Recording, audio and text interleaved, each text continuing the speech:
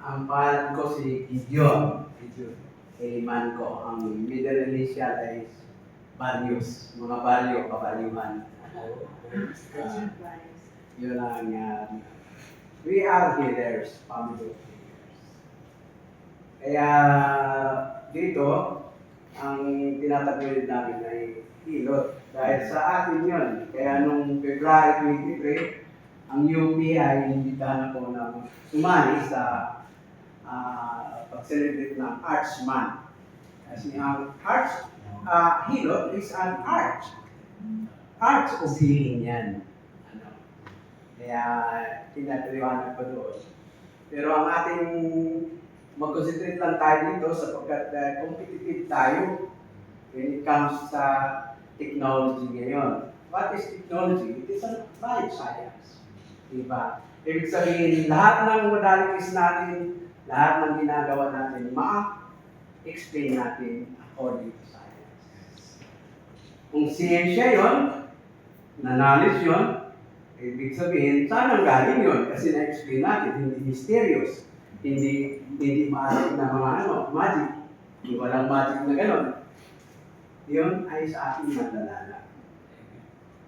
Noon, nung hindi pa ako naging Christian, ang aming ang paniwala namin, basta we respect na mayroong mga spirit. Mayroong mga spirit sila ito sa kahoy, sa bundok, sa mga albularyo, ninuno, mayroon. Pero nang nalaman natin ang katotohanan sa Bible, amen. iba na. It must be, kailangan susugan yan ng makascientificong spirit para maging katotohanan. Sabi nga ng Panginoon Hesus, dapat abot yun ng isip ng bata. Ako naman sa akin, bakit ako naging practitioner? Dahil sa ang father ko, last siya ng generation na siya na sana ang bibigyan. Kasi yung sa amin, transfer. Basta ikaw panganay, na lalaki, ikaw ang i-transfer. Sasanayin ka mula elementary hanggang sa maging practitioner ka. Ako naman, Salin. kasi ang father ko, Salin lahi. Bakit? Treasurer ang father ko sa aming bayan. Kaya ang nag-ano ng kayamanan ko. Kumbaga siya pinagkatiwalaan. Ang mother ko naman, teacher. So, yun ang status namin doon.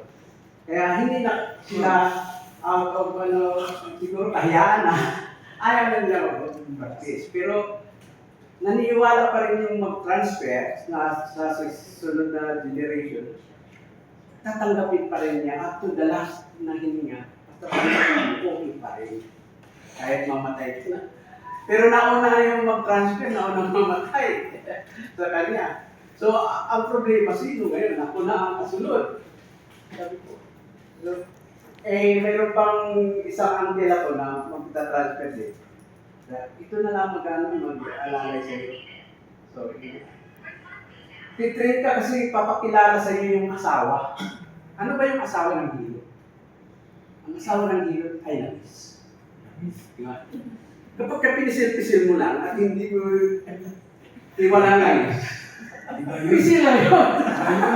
Pagka hipo mo lang na gano'n, hindi yun hipo lang yun. Hindi hilo yun. Diba? Delikado yun. Ang hilot kasi, art of healing yan. Ibig sabihin may problema ka. Sa technology natin, sa modern technology ngayon, ang totoong hilot, mabilis yan magpagaling. Sa halip na isang linggo, isang buwan, 2 araw lang. Nasubok tayo ng COVID. Nako. Nasubok tayo ng COVID. Ano ang protocol sa COVID? Mayroon ka, alam ng community.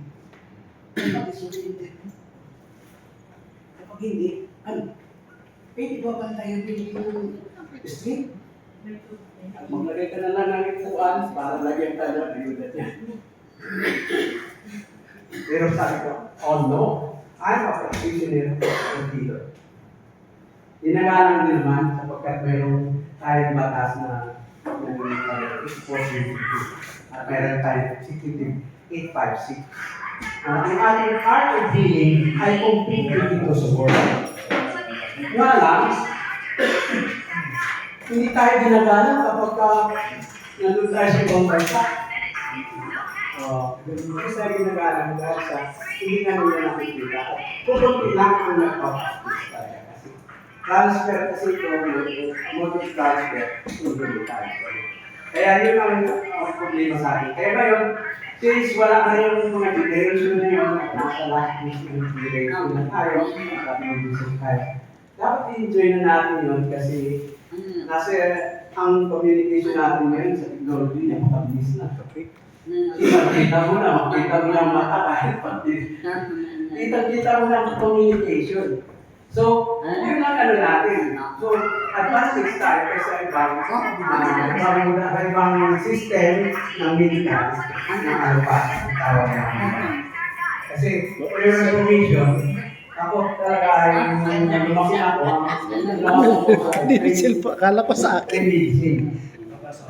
Para medicine, para wala na talagang ano sa Ibang tanong sa hilo. Yeah, sige. Okay, pagpailan ko kayo.